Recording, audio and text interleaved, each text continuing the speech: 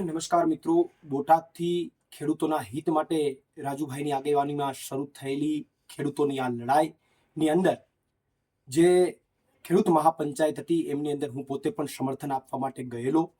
આ સમગ્ર લડાઈ ખેડૂતોનો અવાજ બનવા માટેની લડાઈ હતી. છતાં પણ રાજુભાઈ કરપડા ઉપર, મારી ઉપર અને અમારી સાથે અન્ય બીજા 83 થી 85 જેટલા લોકો ઉપર ગંભીર કલમો લગાડી છે.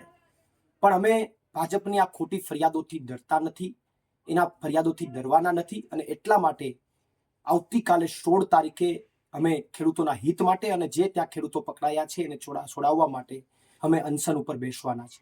અમને ખબર છે કે પોલીસ અમને પકડીને લઈ જવાની છે, અમારે જેલમાં જવાનું છે, પણ એનાથી અમને 1% પણ રંજ નથી. પણ હું ગુજરાતના ખેડૂતોને એક નમ્ર અપીલ કરું છું કે રાજુભાઈ કરપડા અને હું અને અમારી સાથે બીજા 83 લોકો તમારા માટે એક જેલની લડાઈ લડી રહ્યા છે. ત્યારે આ જે ખેડૂતોની ક્રાંતિની શરૂઆત થઈ છે એ ક્રાંતિને તમે ગાંધી ચિંધ્યા માર્ગે ચાલુ રાખજો.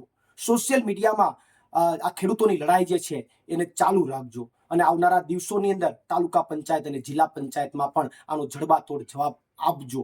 અને સાથે સાથે બીજી એક વાત આપને ઉમેરવા માંગુ છું કે થોડા દિવસથી ભાજપના અમુક લોકોએ એવું ચાલુ કર્યું છે કે રાજુભાઈ કરપડા અને પ્રવીણ રામ ને બધા નીકળ્યા નથી. અમે એ મહાપંચાયતમાંથી નીકળ્યા નહોતા. ત્યાં પરિસ્થિતિ જે તંગ થઈ, પોલીસ પ્રશાસન અટકાયત કરવા માટે આવી, જે પરિસ્થિતિ તંગ થઈ અને જો રાજુભાઈ કરપડાની કે મારી ધરપકડ કે અટકાયત થઈ હોત તો કદાચ પરિસ્થિતિ આનાથી પણ વધારે ખરાબ ઊભી થઈ ગઈ હોત. અને એટલા માટે ત્યાંના સમજદાર ખેડૂતોએ અમને બંનેને પકડીને બહાર કાઢ્યા છે. અને એવું ભૂતકાળમાં જે હાર્દિક પટેલ વખતેના આંદોલનમાં ધરપકડના કારણે જે ઘટનાઓ બની એવી ઘટનાઓ ત્યાં એ ગામમાં ન બને એટલા માટે ત્યાંના સમજદાર ખેડૂતોએ એમને બંનેને બહાર કાઢ્યા. એટલે એ સમજદાર ખેડૂતો જે છે એમણે આ નિર્ણય લીધો હતો. એટલે ખોટી એવી અફવાઓ જે ફેલાવી રહ્યા છે એને પણ તમે પૂછજો કે ત્યાં કદાચ ધરપકડ કે અટકાયત થઈ ગઈ હોત અને કદાચ કઈ અઘટિત ઘટના બની ગઈ હોત તો શું ભાજપ વાળાઓ તમે આ જ કરાવવા માંગો છો? આ સૌથી મહત્વનો સવાલ છે. અને એનાથી પણ વિશેષ હું તમામ ખેડૂતોને કહું છું કે આ લડાઈની અંદર ગાંધી ચિંધ્યા માર્ગે સાર્થ અને સમર્થન આપજો. આભાર. આપનો પ્રવીણ રામ, પ્રદેશ ફ્રન્ટલ અધ્યક્ષ, આમ આદમી પાર્ટી.